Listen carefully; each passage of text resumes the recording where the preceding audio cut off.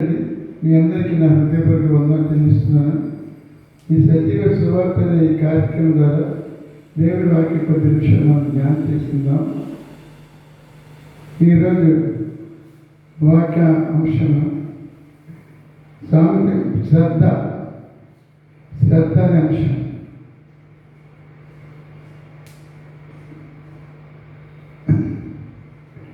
G సుధారావు గారు కాకినాడ దేవుని వాక్యం ధ్యానం చేసుకుందాం.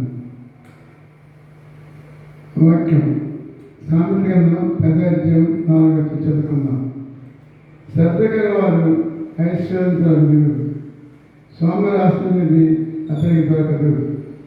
శ్రద్ధ గల వారు ఐశ్వర్యవంతులు.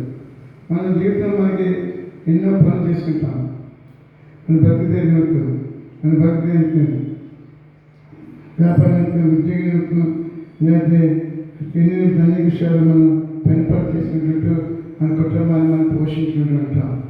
కానీ మన కుటుంబాన్ని పోషించుకుంటూ పనిపాటు చేసుకుంటాం కనుక మన పిల్లలు మన శ్రద్ధ అనిపించింది. మన వ్యక్తిగత జీవితంలో కుటుంబ పోషణ ఏదో పని చేసుకుంటాం కదా, ఆ పిల్లలు మన శ్రద్ధ చూపించాలి. శ్రద్ధ చూపిస్తే పిల్లలు మనం కానిస్తాం. కనుక చదువుతుంది 12 నిపుణత గల వారు చూసి రాజు నిలబడుతున్నారు.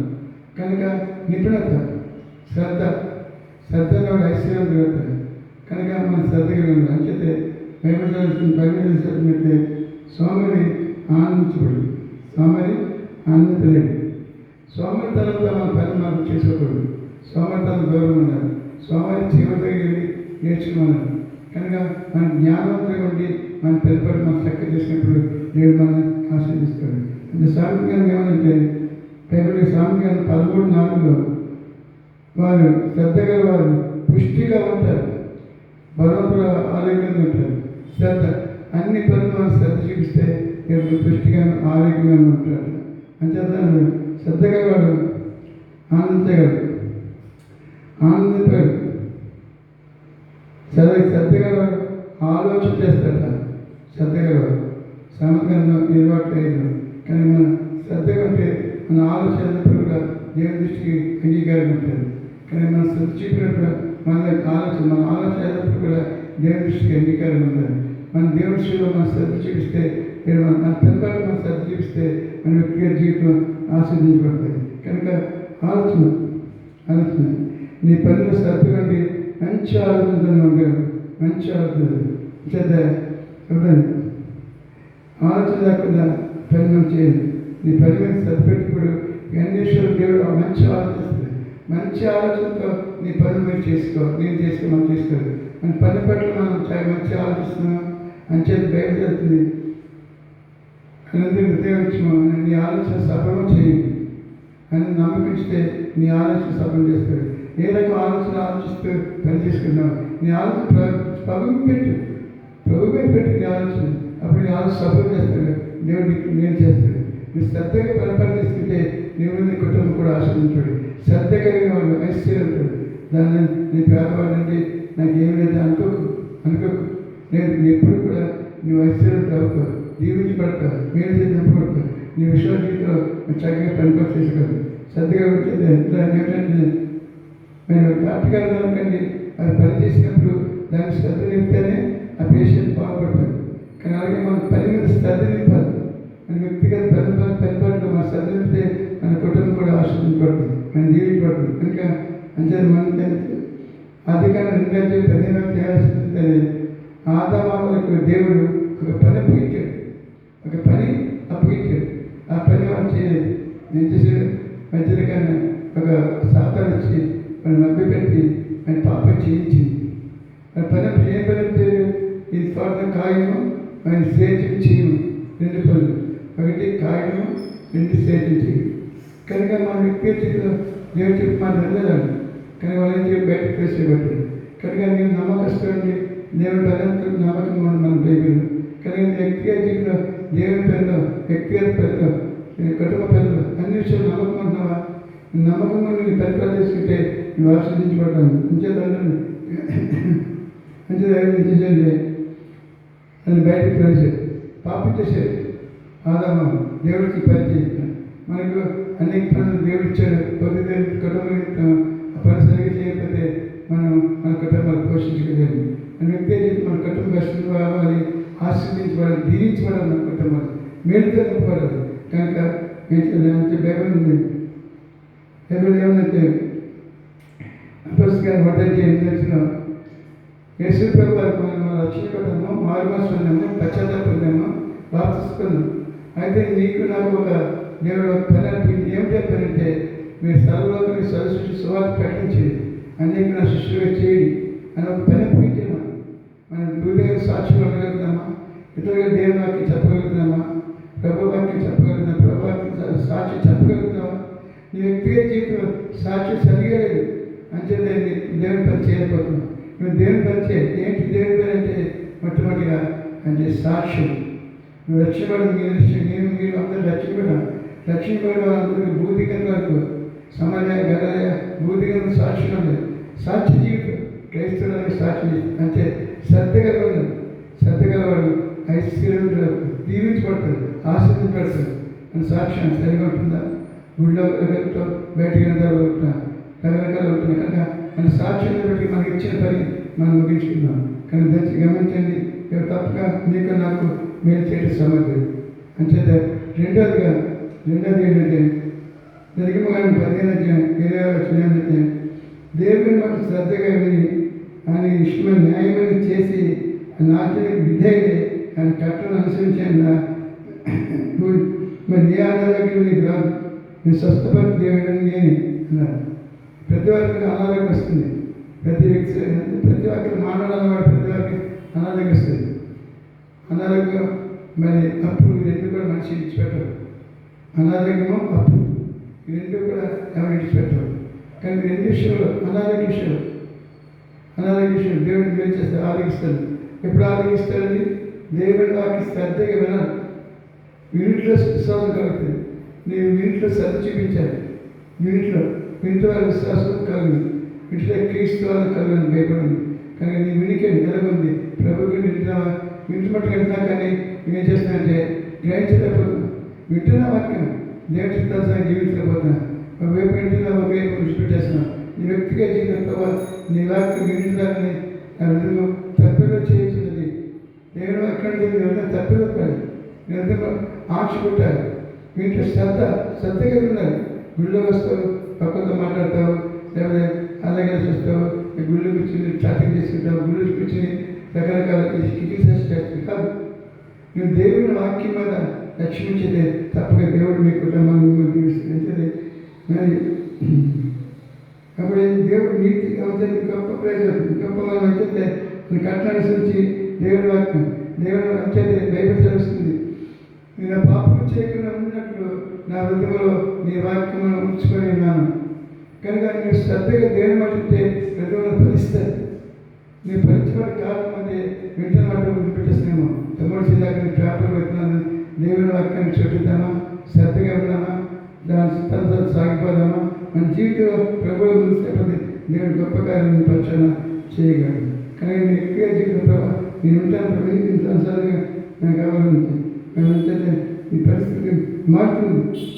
ప్రభువాక్యం చోటి ఇప్పుడు ఈ పరిస్థితి మారిపోతుంటే ఇస్తున్నావా? సత్యం ఉన్నావా? బైబిల్ చదువుతున్నావా? వ్యక్తిగత జీవితం ప్రభావ నా వ్యక్తిగత జీవితం నాకు కావాలి ప్రభావ అని ప్రార్థన చేయగలవా? అడుగుతాం ప్రభావ. కానీ మా జీవితంలో ప్రభావం నాకు కావాలి అని అడుగుతావా?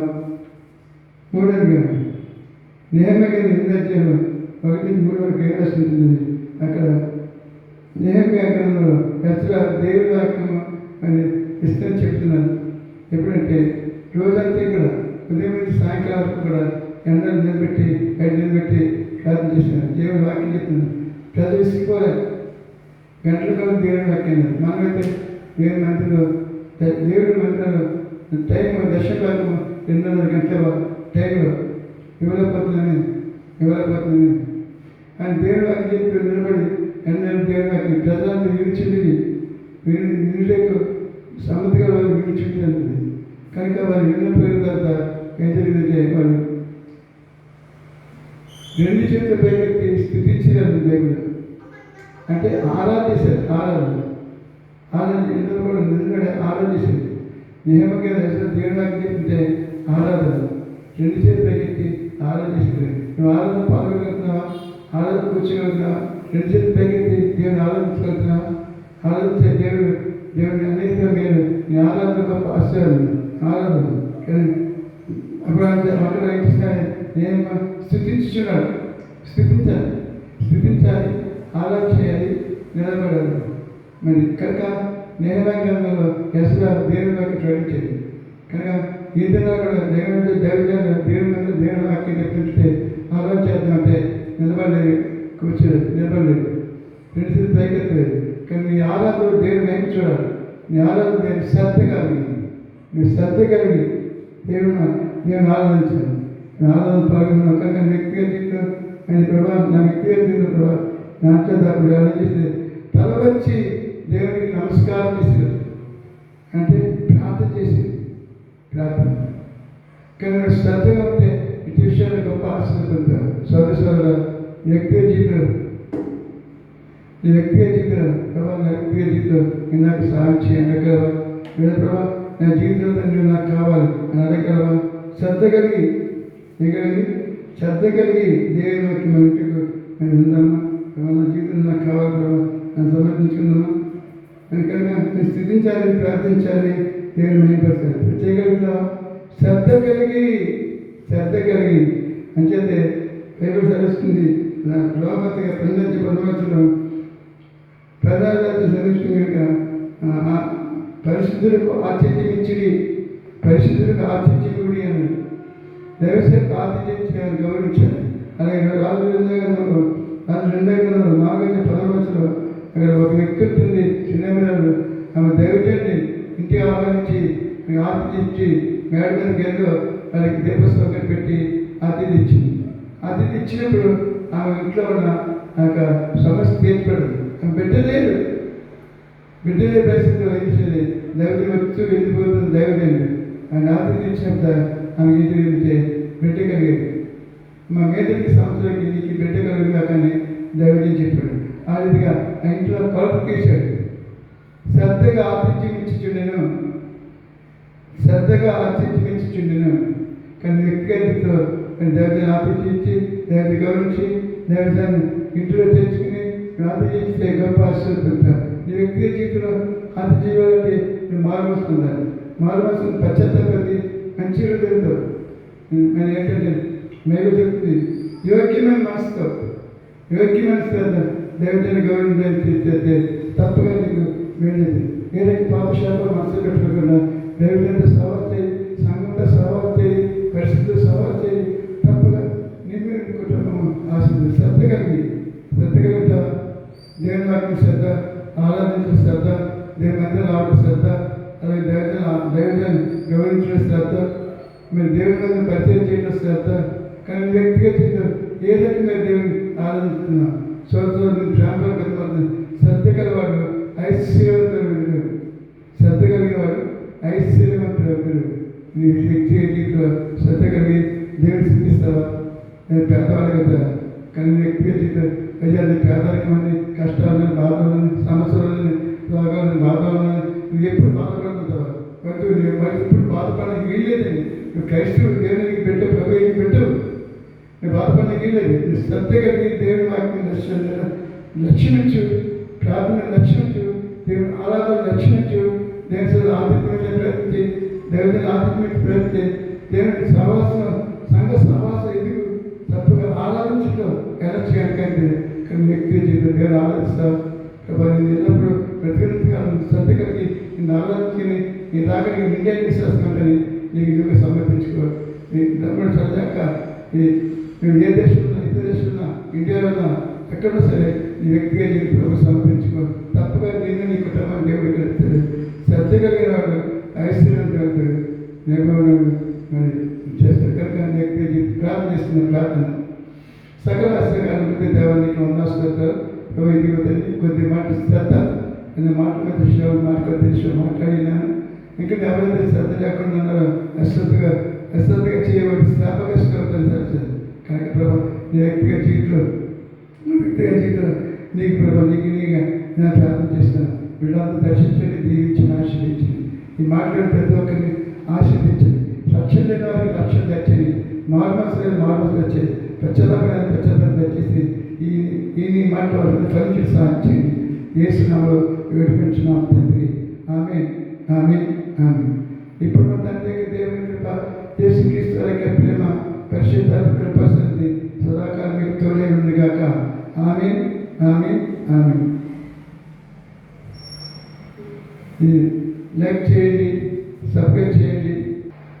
కనుక ఈ సజీవ సువార్త అనే కార్యక్రమం మీ అందరికీ మరి అందరూ ముఖ్యంగా ఈ యొక్క సజీవ సువార్త కార్యక్రమం లైక్ చేయండి, షేర్ చేయండి, సబ్స్క్రైబ్ చేయండి. ఇట్లా మీ సోదరులు.